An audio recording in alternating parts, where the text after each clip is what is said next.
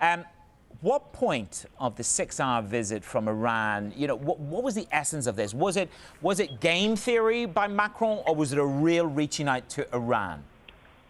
Good morning, Manis. I'm actually going through security.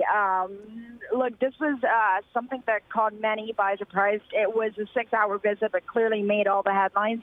Many looked at this as another stunt by Emmanuel Macron, very high-stakes diplomacy. There are many details that we still don't know about the timing of the visit and just the discussion that happened here, because at first we were told the French didn't really tell anyone. This is just really a last-minute decision. This is something that French diplomacy will tell you is not actually the case. They say they informed everyone, and there was a clear agenda that was set out. In fact, Emmanuel Macron had a 30-minute discussion with the foreign minister. He left the venue where all the world leaders are staying at just to meet him. He would also be clear to say this was not a G7 event. This is more of a side meeting between the two of them. What's interesting is that the Americans will tell you they didn't really know about the meeting and they would not confirm the French timeline. And one of the things they made it clear is that no one, not even Emmanuel Macron, speaks on behalf of the United States of America. President Trump also said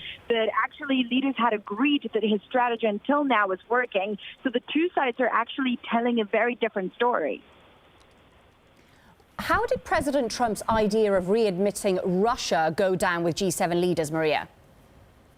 Well, one of the things he said is that there is no point when you look at big global themes, or there is no point in headed into a big discussion about geopolitics if you don't have a player like Russia at the table, because the reality is they still have a lot of influence in many regions of the world.